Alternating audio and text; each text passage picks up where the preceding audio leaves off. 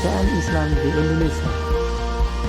Proses masuknya Islam ke Indonesia dapat diklasifikasikan menjadi 3 periode, yaitu masa singgah, masa penyebaran, masa politik.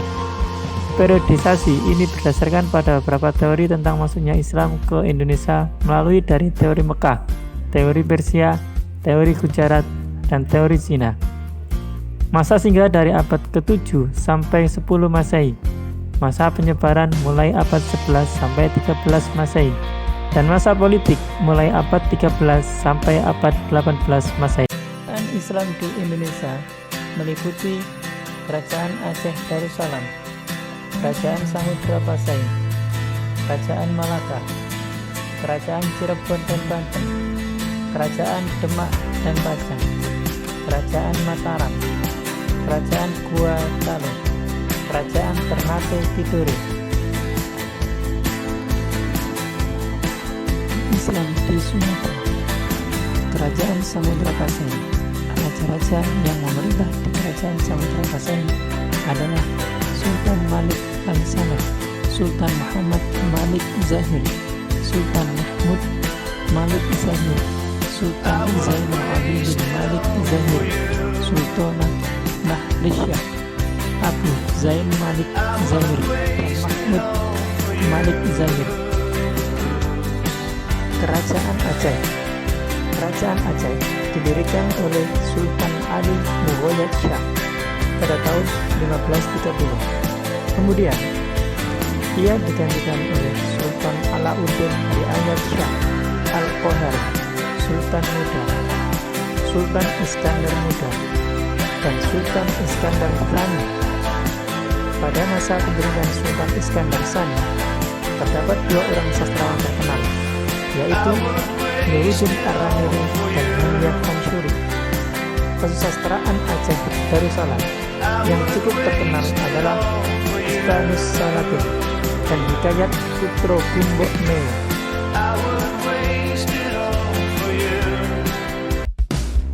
Kerajaan Malaka.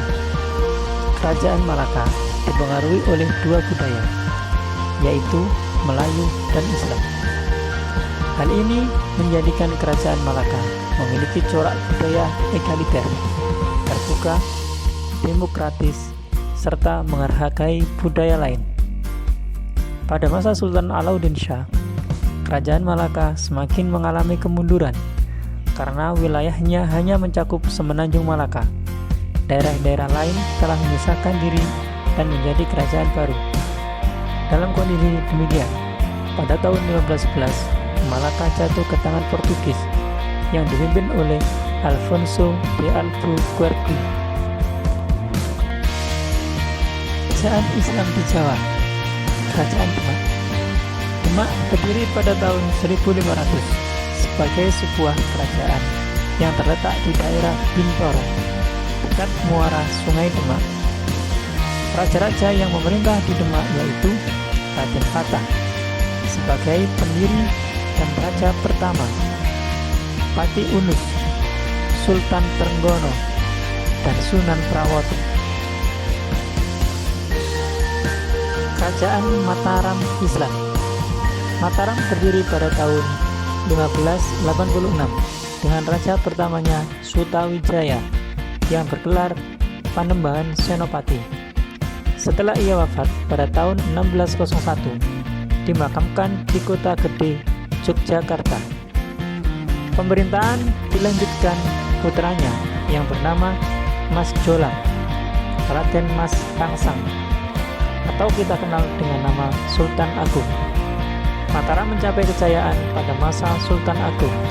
Pengaruh Mataram memudar setelah Sultan Agung meninggal pada tahun 1645. Kerajaan Islam Cirebon. Pendiri Kerajaan Cirebon adalah Walang Sungsang. Namun, tokoh yang berhasil meningkatkan statusnya menjadi sebuah kerajaan adalah Syarif Hidayatullah, Sunan Gunung Jati. Ia merupakan keponakan sekaligus menggantikan Pangeran Cakrabuana sebagai penguasa Cirebon. Dialah pendiri dinasti Raja-Raja Cirebon dan kemudian juga Banten. Kerajaan Goa Talo. Kerajaan ini mencapai puncak kebesarannya pada masa pemerintahan Sultan Hasanuddin 1653 sampai 1669. Daerah kekuasaan Goa Talo terbilang luas karena seluruh jalur perdagangan di Indonesia Timur dapat dikuasai. Sultan Hasanuddin dikenal sebagai raja yang sangat anti terhadap dominasi asing.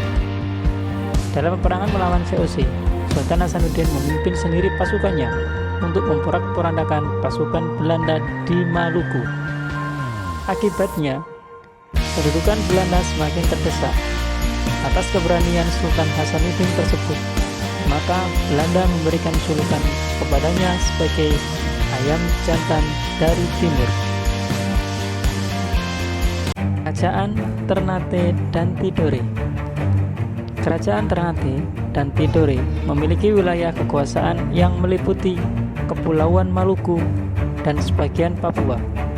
Tanah Maluku yang kaya akan rempah-rempah menjadikannya dikenal di dunia internasional dengan sebutan Spice Island. Sepeninggal Sultan Hairun, Ternate dipimpin oleh Sultan Ba'abullah. Ia berusaha membalaskan kematian Sultan Hairun. Pada tahun 1575, Sultan Ba'abullah berhasil memukul mundur pasukan Portugis dari Ternate. Portugis lari ke arah selatan menuju Pulau Timur dan menguasai pulau itu hingga tahun 1976. Setelah kejadian tersebut, Sultan Ba'abullah berhasil menguasai Maluku, Sulawesi, Papua, Mindanao, dan Bima.